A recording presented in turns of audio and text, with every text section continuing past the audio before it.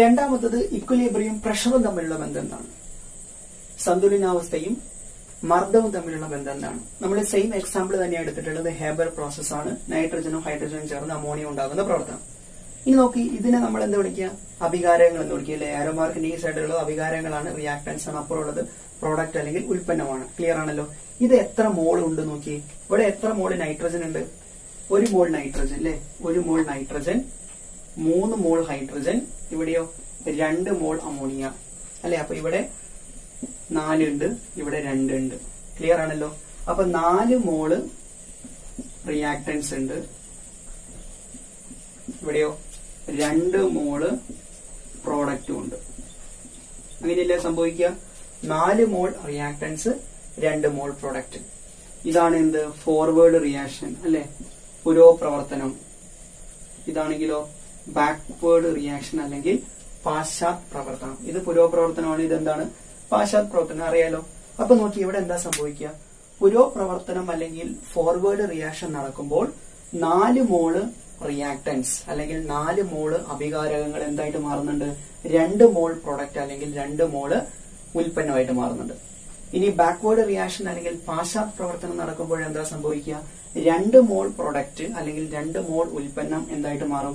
4 മോൾ അഭികാരകം അല്ലെങ്കിൽ 4 മോൾ റിയാക്ടൻസ് ആയിട്ട് മാറും. ഓക്കെ അല്ലേ? അപ്പോൾ ഫോർവേഡ് റിയാക്ഷൻ നടക്കുമ്പോൾ എന്താ സംഭവിക്കുക? അല്ലെങ്കിൽ പുരോപ്രവർത്തനം നടക്കുമ്പോൾ ഫോർവേഡ് റിയാക്ഷൻ അല്ലെങ്കിൽ പുരോപ്രവർത്തനം നടക്കുമ്പോൾ എന്താ സംഭവിക്കുക? തന്മാത്രകളുടെ എണ്ണം കൂടുകയാണോ കുറയാണോ? 4 മോൾ എന്തായിട്ട് മാറുന്നു? 2 മോളായിട്ട് മാറുന്നു അല്ലെ? അപ്പൊ എന്ത് പറ്റും? തന്മാത്രകളുടെ എണ്ണം എന്താ സംഭവിക്കുക? കുറയുന്നു അല്ലെ? 4 മോള് എത്രയായിട്ട് മാറി? 2 മോളായിട്ട് മാറി. ക്ലിയർ ആണല്ലോ? പുരോപ്രവർത്തനം നടക്കുമ്പോൾ തന്മാത്രകളുടെ എണ്ണം എന്താകുന്നു? കുറയുന്നു. തന്മാത്രകൾ കുറയുന്നു. 4 മോൾ എന്തായിട്ട് മാറി? 2 മോളായിട്ട് മാറി. ഓക്കെ, പുരോപ്രവർത്തനം അല്ലെങ്കിൽ ഫോർവേഡ് റിയാക്ഷൻ നടക്കുമ്പോൾ തന്മാത്രകളുടെ എണ്ണം കുറയുന്നു. 4 മോൾ ഉള്ളത് എന്തായിട്ട് മാറി? 2 മോളായിട്ട് മാറി. ഇനി നോക്കിയേ, പാശ്ചാത് പ്രവർത്തനം അല്ലെങ്കിൽ ബാക്ക്വേർഡ് റിയാക്ഷൻ നടക്കുമ്പോൾ എന്താ സംഭവിക്കുക? ബാക്ക്വേർഡ് റിയാക്ഷൻ നടക്കുമ്പോൾ എന്ത് സംഭവിക്കും? ഇതല്ലേ ബാക്ക്വേർഡ് റിയാക്ഷൻ. അപ്പൊ എന്ത് പറ്റുക? തന്മാത്രകളുടെ എണ്ണം എന്താ സംഭവിക്കുക? കൂടുന്നു അല്ലെ? 2 മോൾ എന്തായിട്ട് മാറി? 4 മോളായിട്ട് മാറി. ക്ലിയർ? സോ പാശ്ചാത് പ്രവർത്തനം അല്ലെങ്കിൽ ബാക്ക്വേർഡ് റിയാക്ഷൻ നടക്കുമ്പോൾ തന്മാത്രകൾ കൂടുകയാണ് ചെയ്യുക. 2 മോൾ എന്തായിട്ട് മാറി? 4 മോളായിട്ട് മാറി. ഓക്കെ അല്ലേ? ഇനി തന്മാത്രകളുടെ എണ്ണം കുറയുമ്പോൾ മർദ്ദത്തിന് എന്താ സംഭവിക്കുക? തന്മാത്രകൾ പരസ്പരം കൂട്ടിമുട്ടുമ്പോഴാണ് എന്ത് കൂടുക?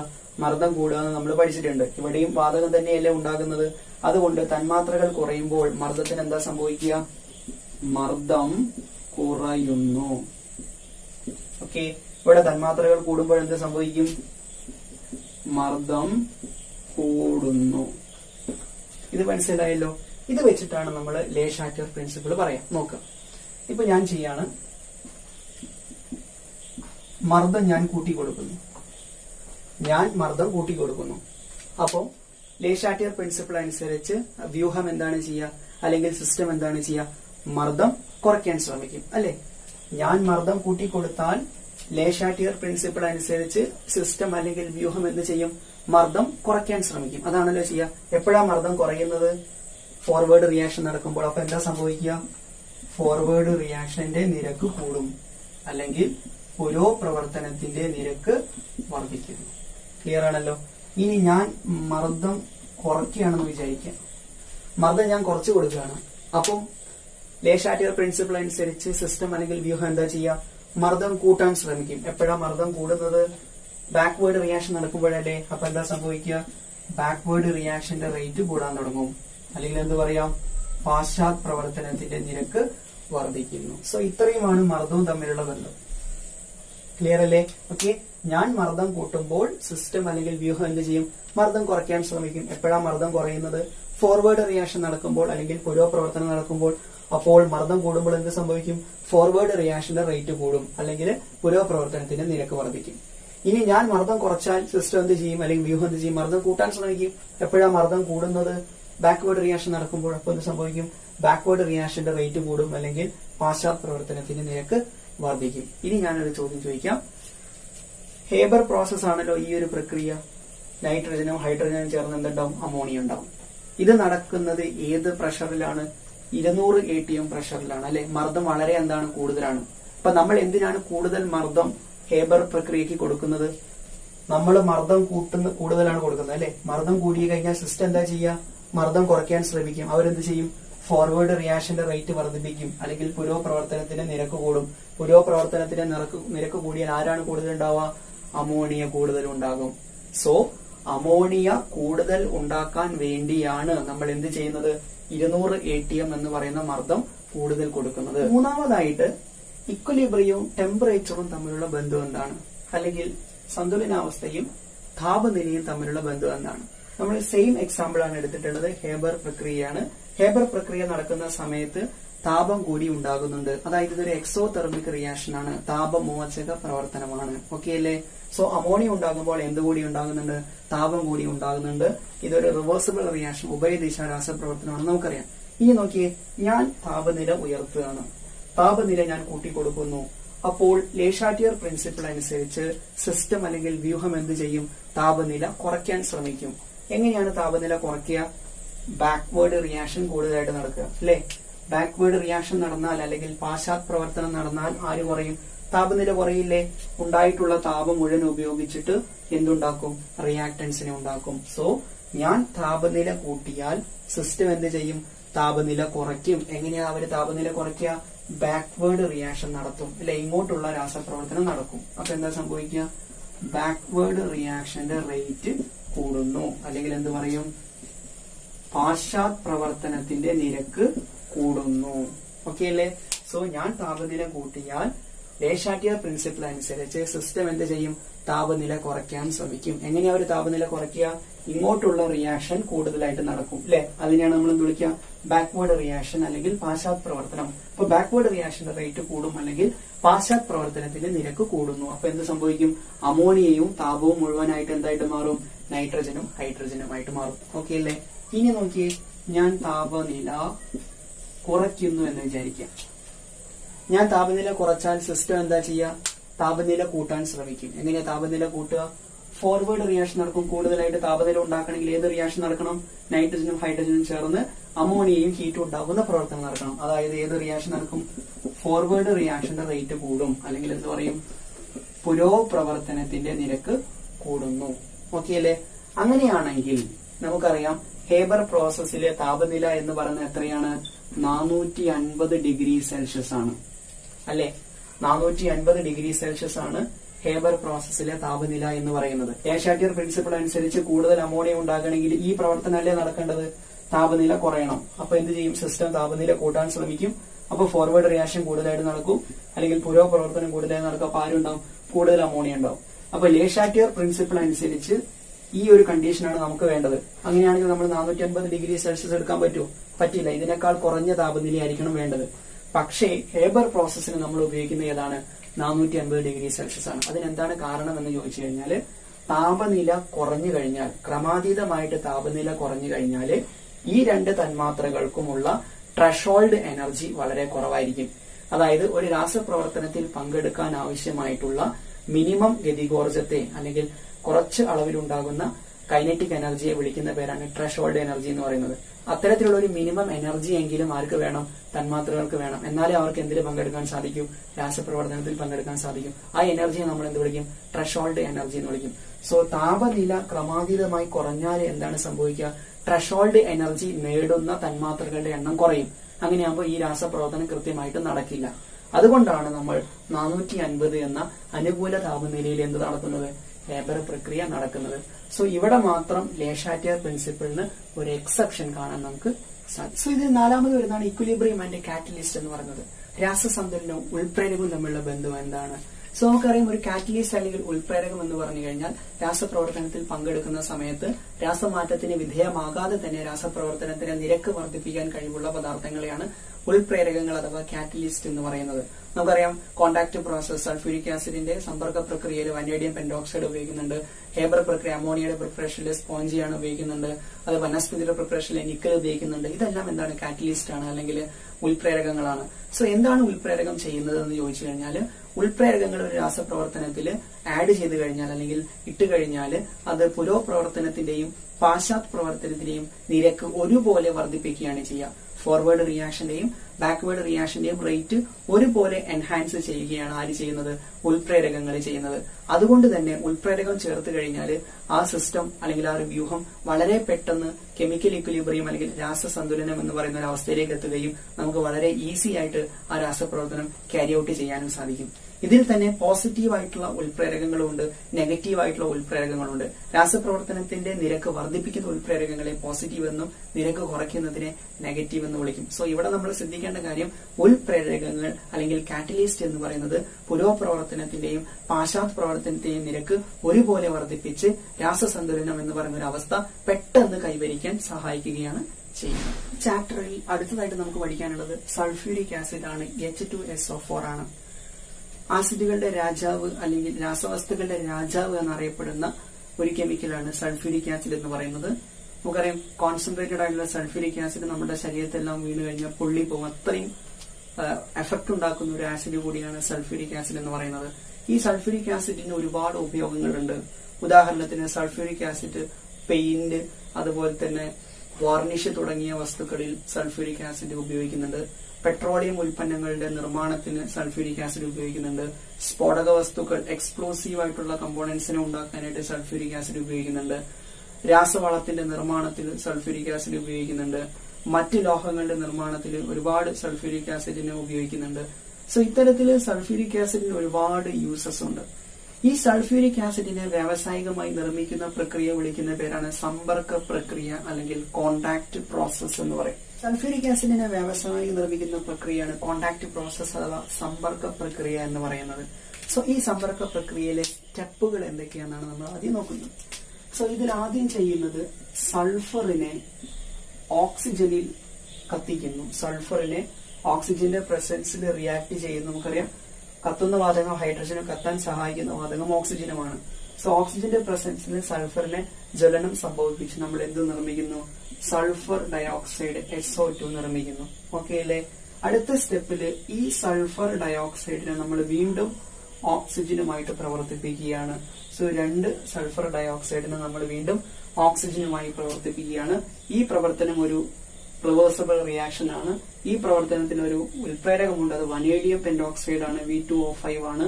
450 ഡിഗ്രി സെൽഷ്യസിലാണ് ഈ പ്രവർത്തനം നടക്കുന്നത്. ഇങ്ങനെ സൾഫർ ഡയോക്സൈഡിനെ ഓക്സിജനുമായി റിയാക്ട് ചെയ്തിട്ട് നമ്മൾ എന്തുണ്ടാക്കും? സൾഫർ ട്രയോക്സൈഡ് ഉണ്ടാക്കും. 2 സൾഫർ ട്രയോക്സൈഡ് ഉണ്ടാക്കും.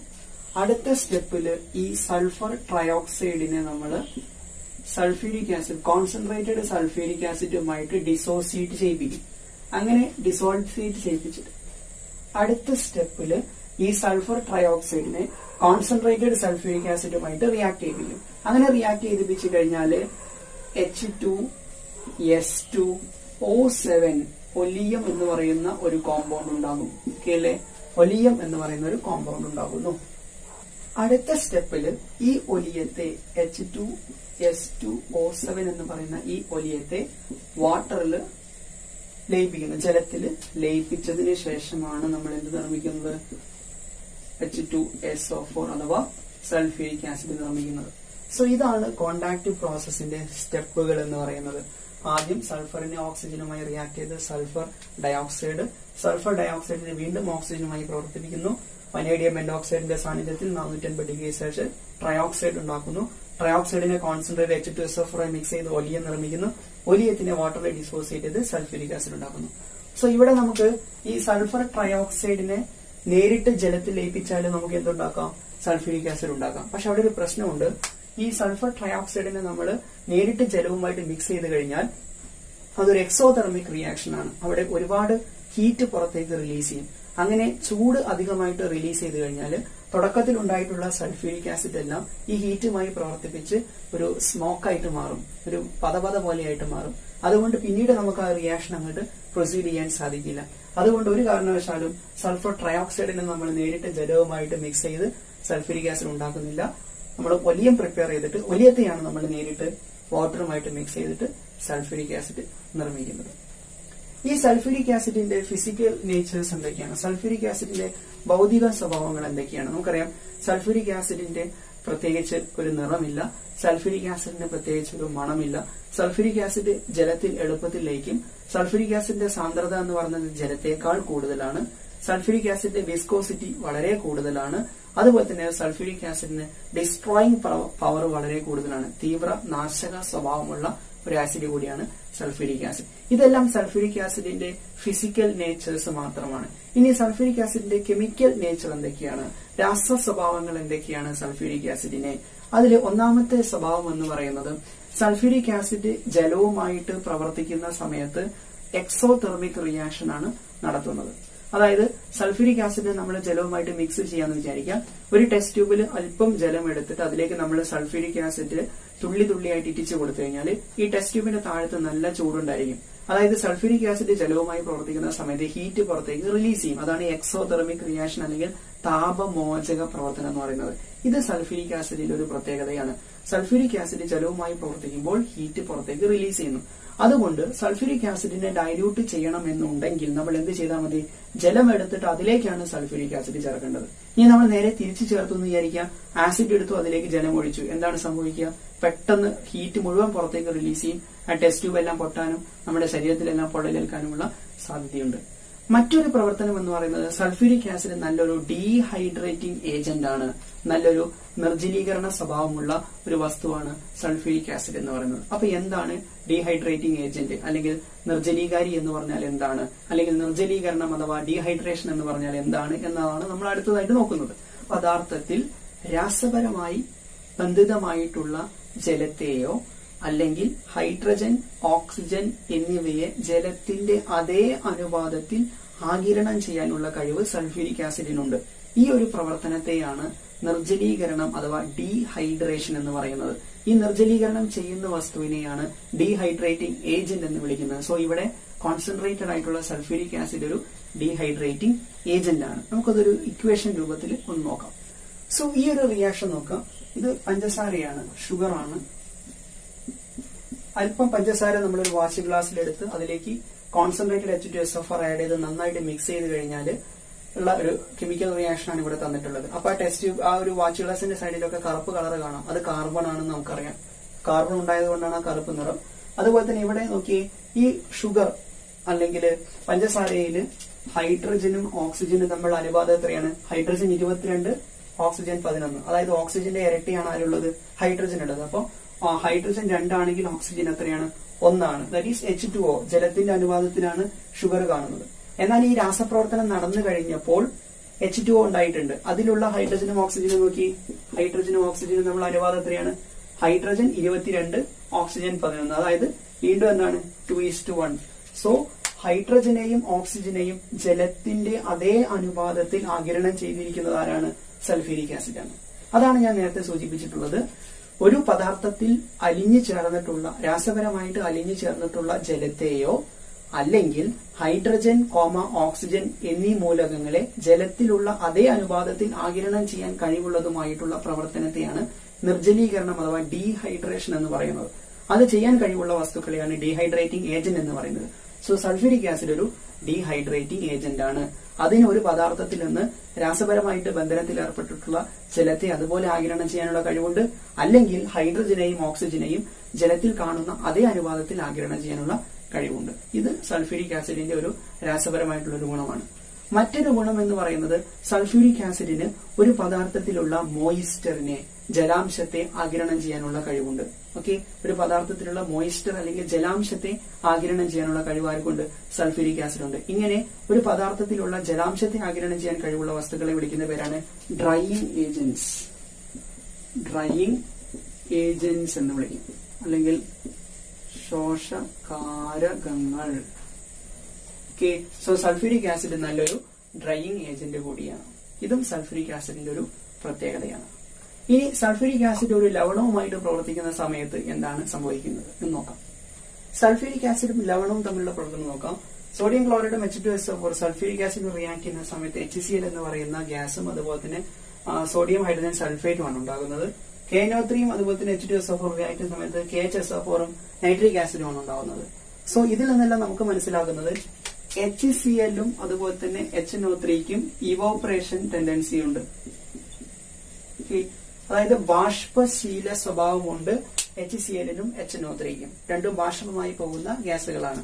സോ സൾഫ്യൂരിക് ആസിഡ് ലവണവുമായി പ്രവർത്തിക്കുന്ന സമയത്ത് സൾഫ്യൂരിക് ആസിഡിനുള്ള ഒരു പ്രധാനപ്പെട്ട കഴിവാണ് ബാഷ്പശീലമുള്ള ആസിഡുകളെ അതിന്റെ ലവണ ലായനിയിൽ നിന്നും ആദേശം ചെയ്യാനുള്ള കഴിവ് സൾഫ്യൂരിക് ആസിഡിനുണ്ട്. ഓക്കെ, ഇവോപ്പറേഷൻ ടെൻഡൻസിയുള്ള ഗ്യാസസുകളെ അവയുടെ സാൾട്ടിൽ നിന്നും ഡിസ്പ്ലേസ് ചെയ്യാനുള്ള കഴിവ് സൾഫ്യൂരിക് ആസിഡിനുണ്ട്. ഇത് സൾഫ്യൂരിക് ആസിഡിന്റെ മറ്റൊരു പ്രത്യേകതയാണ്. ഇനി നമുക്ക് സൾഫേറ്റ് ലവണങ്ങളെ എങ്ങനെ തിരിച്ചറിയാം എന്ന് നോക്കാം. ഇപ്പൊ എന്റെ കയ്യിൽ ഒരാൾ ഒരു സൊല്യൂഷൻ തന്നു, എന്നിട്ട് എന്നോട് പറയണേ ഇതിൽ സൾഫേറ്റ് ഉണ്ടോ ഇല്ലയോ എന്ന് പരിശോധിക്കുക. ഓക്കെ, അപ്പൊ രണ്ട് കണ്ടീഷനാണ്, സൾഫേറ്റ് ഉണ്ടോ ഇല്ലയോ എന്നാണ് എനിക്ക് നോക്കേണ്ടത്. സോ ആദ്യത്തെ ഒരു കണ്ടീഷൻ എന്ന് പറയുന്നത് അതിൽ സൾഫേറ്റ് ഉണ്ട് എന്ന് വിചാരിക്കുക. എനിക്ക് തന്നിട്ടുള്ള സൊല്യൂഷനിൽ എന്തുണ്ട്? സൾഫേറ്റ് ഉണ്ട്. ഓക്കെ, SO4 2- സൾഫേറ്റ് ഉണ്ട് എന്ന് വിചാരിക്കാം. ഇനി അടുത്ത സ്റ്റെപ്പിൽ ഞാൻ എന്താ ചെയ്യുക? ഈ സൊല്യൂഷനിലേക്ക് ഞാൻ എന്ത് ചേർക്കും? ബേരിയം ക്ലോറൈഡ് ചേർക്കും. ബേരിയം ക്ലോറൈഡ് ചേർക്കും. ഇതിൽ സൾഫേറ്റ് ഉണ്ട് എന്നതാണ് നമ്മുടെ ആദ്യത്തെ കണ്ടീഷൻ. ബേരിയം ക്ലോറൈഡ് ഇതിലേക്ക് ചേർത്ത് കഴിഞ്ഞാൽ എന്താ സംഭവിക്കുക? ഈ ബേരിയം ക്ലോറൈഡും സൾഫേറ്റും കൂടി റിയാക്ട് ചെയ്തിട്ട് എന്ത് ഫോം ചെയ്യും? ബേരിയം സൾഫേറ്റ് എന്ന് പറയുന്ന ഒരു വൈറ്റ് പ്രിസിപ്പിറ്റേറ്റ് ഫോം ചെയ്യും. ഓക്കെ, വെള്ള കളറുള്ള ഒരു അവശിഷ്ടം ഫോം ചെയ്യും. അതെന്താണ്? ബേരിയം സൾഫേറ്റ് ആണ്. ഇനി ഇതിലേക്ക് ഞാൻ എന്ത് ചെയ്യുന്നു? ഈ ബേരിയം സൾഫേറ്റ് സൊല്യൂഷനിലേക്ക് നമ്മൾ എന്ത് ചെയ്യുന്നു? ഡൈല്യൂട്ട് ആയിട്ടുള്ള HCl ചേർക്കും. നേർപ്പിച്ചിട്ടുള്ള ഹൈഡ്രോക്ലോറിക് ആസിഡ് ഇതിലേക്ക് ചേർത്ത് കഴിഞ്ഞാൽ ആ വൈറ്റ് പ്രിസിപ്പിറ്റേറ്റിന് ഒന്നും സംഭവിക്കില്ല. അത് അതുപോലെ തന്നെ നിൽക്കും. കാരണം അത് ഡൈല്യൂട്ട് HCl എന്താവില്ല? ഡിസോൾവ് ആവില്ല. സോ ഇങ്ങനെ ഒരു റിസൾട്ട് കിട്ടിക്കഴിഞ്ഞാൽ എനിക്ക് എന്ത് പറയാം? എനിക്ക് തന്നിട്ടുള്ള സൊല്യൂഷനിൽ എന്തുണ്ട്? സൾഫേറ്റ് ഉണ്ട്. ഓക്കെ അല്ലേ?